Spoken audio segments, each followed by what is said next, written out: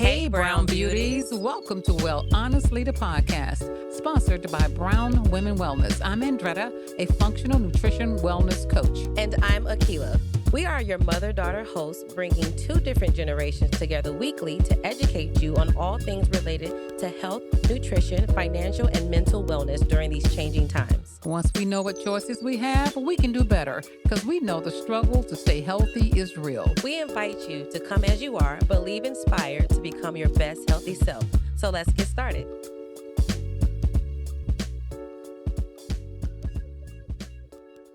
Let's get this thing started. Hello there, world. Hello, all of our podcast listeners. We are back. We back. And this episode, we're going to talk about something that is near and dear to probably most of us. Yeah, you'd be surprised. I'll tell you why. What we're going to talk about today is why does it become difficult to lose weight after a certain age? Why is it different when you're 20s, your 30s, your 40s, your 50s, your 60s? And I'm going to share some of my on personal experiences, and Akila's going to share some of hers. But I know everybody in here has had that feeling where they feel like they've done everything they can to get the extra weight off. And sometimes it gets very frustrating. You think, okay, I'm doing everything right. And, you're trying to shed those extra pounds that were clinging for dear life around your midsection. You're going to the gym, you're working out religiously, you're eating right, and they just won't go anywhere. And you're like, what in the world? And you especially notice this after the age of 35. Okay? Because I remember in my 20s, I used to prance around. Not prance. I pranced, and I'll never forget something. One of my, aunties always tell the truth. Oh, no. No, we're going to stop that. Remember when we talked about trauma? Yes. That ain't the truth. Well, let me just tell you. That is a traumatic thing that y'all used to do to people. Oh, no, let me just tell you what one of my aunties said to me about, I was cute. I was walking around, and she said, yeah, and I was just eating everything under the sun. And she said, one day you're going to find yourself looking just like us. And us that is so toxic. And us was overweight and all those things. And I was like, nah, not going to happen to me. You trying to bust your little bubble. Yeah, just because I was young and prancing and around. She wasn't. And she told me, she said, but she told me, just keep living. Just keep living. That was some of their favorite words. That's some of your favorite words. Well, you do should keep living. But as we go on, we were able to, I realized what they meant. And I got into my late 30s is when it hit me. Because I used to be able to eat anything and not gain any weight. I could eat whatever I want to eat. And I think all of us at one point have experienced that. It's called metabolism. Well, we know what it's called. We know exactly what it's called. This episode, talk about triggers, is going to trigger me. I'll tell you that right now. Okay. Because, as a woman of a certain age. Oh, Lord. She sounds like she's 90.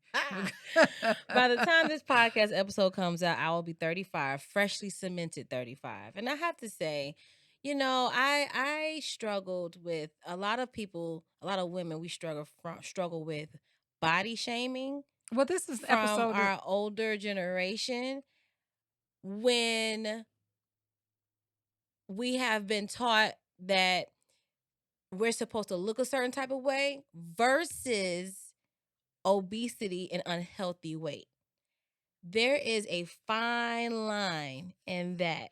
And as a 35-year-old woman who was a little overweight, but who also wasn't necessarily always overweight, but felt like she was overweight, we're going to talk about that. Well, if you look at Instagram and social media, and you look at television, and you look at the women that that we see out there in the world, a lot of women find themselves wanting to look like that. But that's not even a weight thing. That is a body type. Yeah, well, I don't want to get too far off the subject, because right now I really want to stay on, because that's a whole nother topic. We could come back and do a whole podcast topic on that. Child. I mean, but I'm talking about that stubborn weight.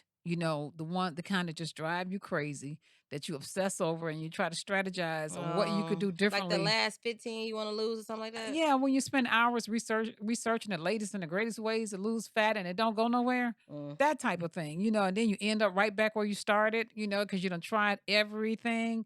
Because losing weight in your 20s and early 30s is a little easier.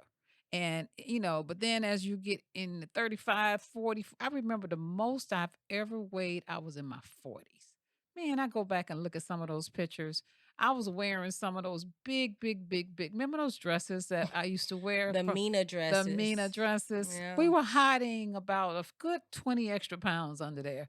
And I look at those times and I couldn't figure out for the life of me, you're eating less, but you're still gaining weight. You're even Mhm. working out and you're still gaining weight.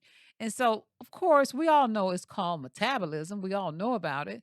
But what exactly is it really? So I did a little research on this, and this is one of the things that we actually studied in our functional nutrition classes. And at the end of the day, this is all about hormones. At the Mm. end of the day, it's a hormone change. You go through hormone changes. You go through a hormone change in your 30s. You go through a hormone change when you in perimenopause. You go through a hormone change in menopause. You go through one when you have a baby, and you go through one after you have a baby. And that's the kind of weight. And usually, what the problem all comes down to is insulin. You're insulin resistant. And what is insulin resistance? What is that? So insulin is a hormone, okay? And it really is a result of elevated glucose in your blood, and it rises and it keeps the weight on you. And then you start getting resistant to, and your body just develops a resistance to the insulin and it just continues to rise. So most people, when they're, and you could tell when you're insulin resistant because you're hungry all the time, you're craving foods all the time. There are different symptoms of insulin resistance. And so generally what happens is you find yourself always trying to figure out how to get that weight off when actually what you really need to do is control your blood sugar and control your hormones. So it's all about your hormones. So our hormones go up and down, all around, upside down. When you're emotional, you have these hormones. And then you go do what is called stress eating. And so you're going to find yourself going through a lot of changes, and your body changes every time you go through a period of adjustment in your 30s, in your 40s. It wasn't until I was in my 50s. I think I've been on every diet you can think of in America. I've tried almost everything. I've tried every pill, every shot. I remember thinking, okay, I just cannot get this weight off because I didn't know that I was insulin resistant. I didn't know what it was exactly what was keeping my weight on. And yes, I had cravings, uncontrollable cravings. Had I known that all I needed to do was control my blood sugar, I would have did something about it. But we don't know anything about that because nobody tells us. They just tell us, "Oh, girl, you're getting older, you're gonna gain weight. Oh, girl, you're Mhm. just gonna, go to the gym. Oh, calories in, calories out." That's the Mhm. old way of thinking. That is not the way it is today. We can actually get it under control by just testing our hormones and seeing where we are. Go ahead. Oh, no, No, I don't want to get on a rant because I you can didn't get. already did it now. Yeah, Just keep I going, can get I child. can get on a rant about the hormones. And again, it's all hormonal, especially with women. Okay. Men too, but especially with women. Men, it shows up on their bellies. When you see those beer bellies, have you ever gone to the doctor and the doctor's waiting on you and he got a beer belly and you say, "My God, my doctor has a beer belly and he's gonna give me advice." Mhm. Those men are going through insulin changes as well. They also are insulin resistant. Insulin resistance shows up so many different ways. I've seen skinny women. How much is skinny women with a stomach? They just the stomach. That's insulin resistance. It's nothing. This has nothing to do with they can't lose weight or they're insulin resistant. So I found out and figured out there are ways to really help that situation. There are, So, yes. why don't we do this? Why don't we take a break Okay. and then we'll come back Mm-hmm. and we'll talk about ways to combat insulin. Insulin, I Resistance. cannot say words today. It's Insulin insulin resistance. resistance. Yes. All All right, so right. We'll be we'll right we'll back. tackle that when we come back. All right. Do you want to bulletproof your immune system to fight viruses during cold and flu season? A cup of Be Well immunity can keep the doctor away and keep that immune system at optimal levels. There are 8 wild crafted, organic, hand picked herbs that will do just that. Go to brownwomenwellness.com and get 15% off your next purchase using code WellHonest15.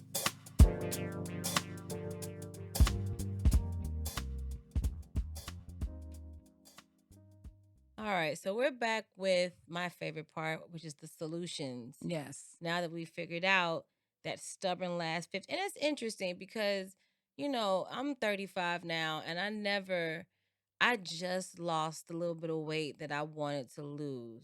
And I really wanted to lose more like the fat than anything. And it was like I just didn't want to be like 180 something pounds. And I was 180 something for the longest. I didn't like the way it looked on me personally. And I also didn't like the way that I felt with that. And I am going to be completely 100% honest with the listeners. It wasn't because I just did something so great. Like the solutions that we're about to give you, I did not do that. Stress was a culprit. I did not eat a lot. But I will say this, I learned portion control and I learned when to back away when I was satiated. But I had to learn that through digestive issues and stress. So a lot of times, some of our triggers, we talk about that word a lot, can actually have the adverse effect of like helping you along, and then you can discover like, oh, so this is how I can keep this off or keep this weight off of me. So that's kind of where I am Well, now. again, it's still uh, a lot of people, and this is something I plan to do. In fact, I'm going to the doctor next week, and I'm going to ask them to give me a continuous glucose monitor, and I want to wear that all the time. And I'm Mm. going to report that Like a after months. colostomy bag? I said, it's What? it's a glucose monitor. What it You're gonna does, wear it. yeah, you put it on your arm, you stick it in your arm, and your phone will tell every time you eat something, it'll tell you whether your blood sugar goes high, so you can Oh. find the foods that are triggers for you. And I want to do it as an experiment on myself because if I know what is raising my blood sugar and what is causing my insulin resistance, then those foods I won't eat. So I want to know what those foods are. So that's what I'm going to do. But in the meantime, I'm going to give you other few ways to kind of help yourself move that stubborn weight and how we can come out a little bit out of this insulin resistance. The number one is one of my favorite is intermittent fasting. You know that I love intermittent fasting.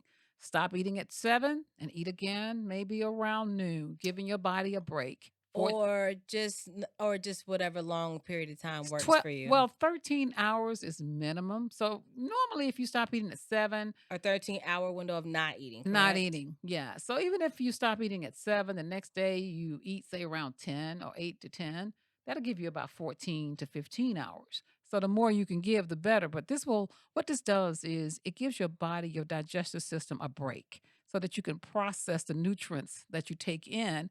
And also, it just cleans out and clear out some of that buildup of junk that's in your body, lowering your inflammation at the same time. So just even a 13-hour of not eating is doable for a lot of women. I enjoy intermittent fasting. But I'm the type of person that I have to be in the space.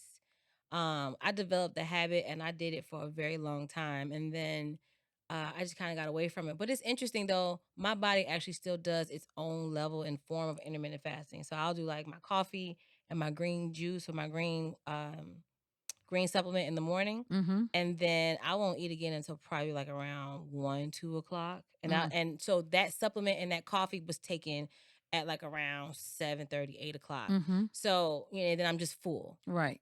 And then I'll eat in the afternoon and then maybe have something else later on. Maybe not, just depends on how full I am. But I think my body really has adapted like an intermittent fasting type of schedule. Mhm. So it's beneficial. It has helped me keep my little stubborn weight off for And sure. then there's the other debate of always whether do you work out in the evening or you work out in the morning. We just know we need to work out, right? Mhm. And so a lot of people is get so busy, working out and exercise, you just get overwhelmed. You just, you find yourself getting that workout thing. But they say the best results is to get it done in the morning because of your cortisol. And cortisol is another hormone, and it's highest when you wake up in the morning.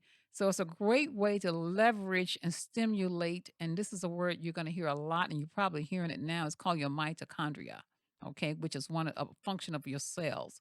So working out with a higher cortisol level and a healthy mitochondria will give you more energy all day. So that's why they say it's better to work out in the morning as opposed to in the evening. And then we want to focus on building muscle instead of losing weight. Because as we age, the health of our muscles is a key indicator of your longevity. So resistance training to build strength is better than aerobic exercise. You remember when they had us all doing aerobics? Like crazy. We thought we had to do an hour-long aerobics in order to be healthy. Man, I has heard time about that. changed. Times have changed. That was Now really big in the 80s. it was. And Jane Fonda, we can thank her for that. You wouldn't know anything about that, but I'm hip. oh yeah, she had us all working out. But you see those anyone who has killed at the gym and never seen any progress on the scale, that is frustrating. Yeah. So you got to be gentle, especially when you get in the age over 40. You could do a few other things, and strength training is better for perimenopause. It also you shape your body Mm-hmm. when you are doing high interval trainings and or just resistant training. Like doing straight cardio actually depletes you and makes you look flappy and frail. So if you wanted to kind of like build a body with this weight loss and all that jazz, because it's one thing to lose weight and then it's another thing to create shape. Definitely focus on weights. Well, then also you're burning fat longer when you do weight training as opposed to so that's another benefit. Also, magnesium. This is a must all for all women. When it comes to your energy level and your metabolism, you'd be surprised how many people are lacking magnesium. And I love how you say magnesium. magnesium. It's magnesium. Magnesium. I love it. It's so Magnesium. magnesium. It's very country. Leave me alone. Leave me alone. Go ahead, So magnesium. it's important for I'm gonna ignore her. It's important for creating energy in your cells. So if you're not taking none, take some at night. That's the best time, at least 300 to 600 milligrams, about 30 minutes before you go to sleep. So those are some things you can do to rev up that metabolism, to Well, get rid of the insulin resistance, to get rid of some of that stubborn weight. And hopefully you'll take some of these suggestions and try them and see how they work for you. yeah, we'll talk about what I was going to be triggered by in another episode. You want to tell it? Tell I it thought we now. were going in that direction, See, and I that's got triggered.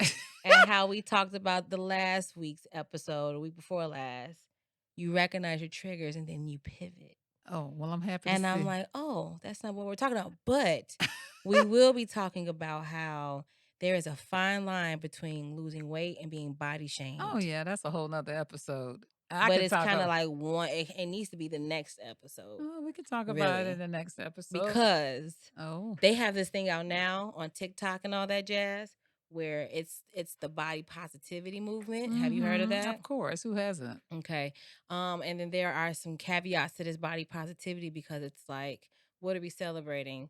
And There's a fine line should it there, be? though. There's a fine line with everything. Yeah, but there's a very fine line because There's I've seen some things that they're not body. It's unhealthy. There's a difference between now. unhealthy. Well, now. Okay, so but anyway, I don't want to get into that because I can go off on a tangent on that because I think where they're going with that is incorrect. That's how I feel about it. Okay. So anyway, don't get so deep. I can get deep on that. So you Okay. just hit a trigger on me. All right. Okay. Anyway, we come back. We're going to talk about our product swap of the week. And it goes with the whole thing of losing weight and why we can't get the weight or keep the weight off anyway. Okay. We'll be right back.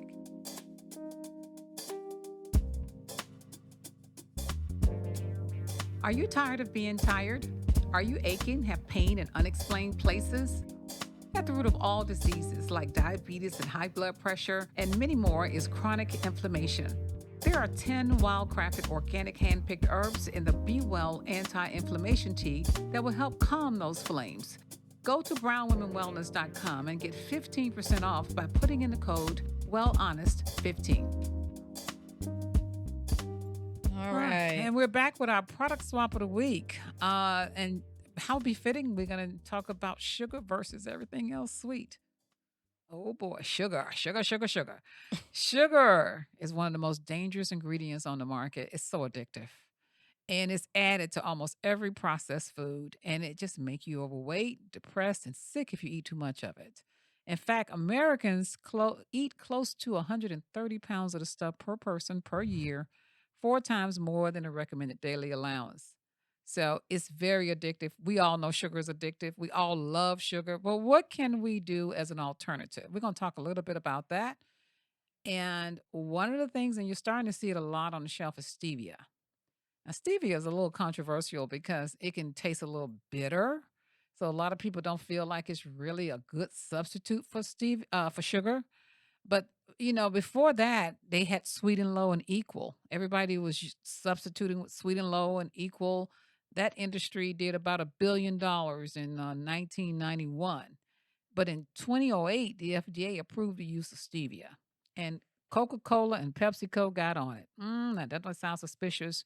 So whenever a major food company gets involved, we're gonna have some. Well, you gotta think twice. You're gonna have some chemicals now. I don't really particularly care for stevia. I never have. Well, if it's done correctly, because I've had stevia in some of my protein shakes, and you can't even taste it. It really Mm. does. It's not bad.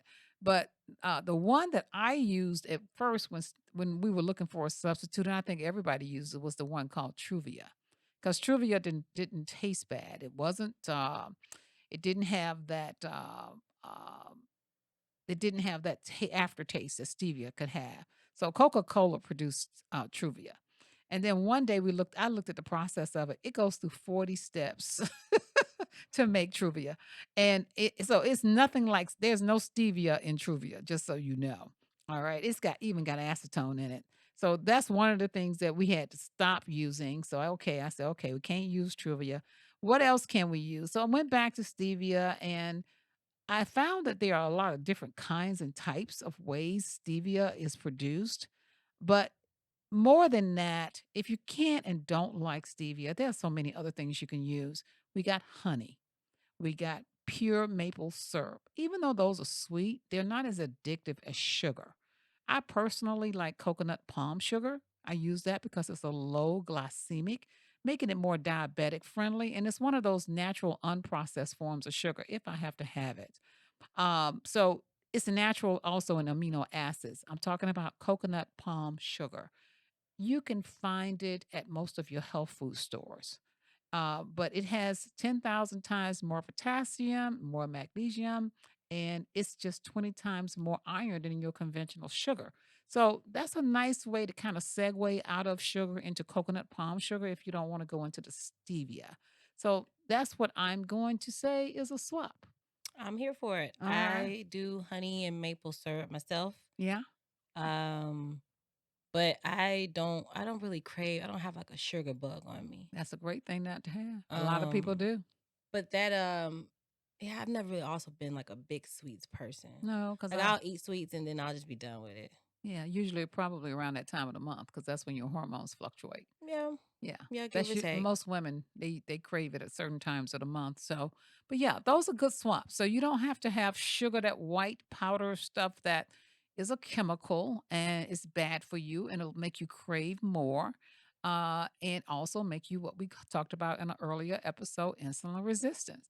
So but you do have to wean yourself off of it. It's not something you can't go. A lot of people can't go cold turkey. With Uh, sugar? yeah, Yes, yeah, I mean, that's that apple difficult. pie, that apple pie that you want, those, dark chocolates that you want, which, by the way, dark chocolate is a healthier version too, if you got a craving to have. But Just any of the cookies, ice cream, sweets, cakes, pies, and all that jazz, muffins, all those things. I think the most important thing is um cut back. yes, yes. Snacking, in my personal opinion, snacking is a gateway for sugar attacks. Oh, we could do a And I'm whole not a one on that. snacker I've never been a snacker, but I think that snacking is the devil when it comes to trying to combat sugar. So Well, yeah, because it raises your blood sugar every time you watch yourself snack. in that snacking because Yeah, that's how you end up picking up all these little cookies, Oreos, chips, and dips yeah, and things. yeah. And the next thing you know, you've never combated sugar. So just be mindful.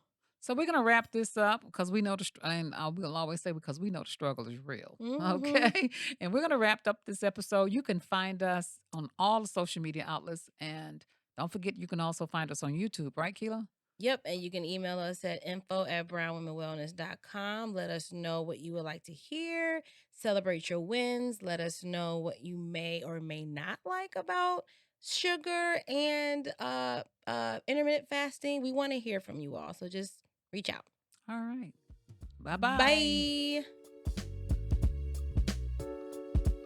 Thank you for listening to Well Honestly, the podcast. If you want to know more about us and our products, check us out over on our website at brownwomenwellness.com. And remember, ladies, we are not doctors, and any information shared by us is not medical advice. Always follow your doctor's advice. And don't forget to rate and review our podcast and let us know what you loved about this week's episode. And please subscribe to wherever you listen to your favorite podcasts. Feel free to email us and let us know what you would like to hear more of from us. Don't be afraid to say hi. We'll say hi right back to you. Don't forget to find us across all social platforms at Brown Women Wellness. As always, show notes with the links to what we talked about today in this week's episode will be in the description box below. Thanks for listening.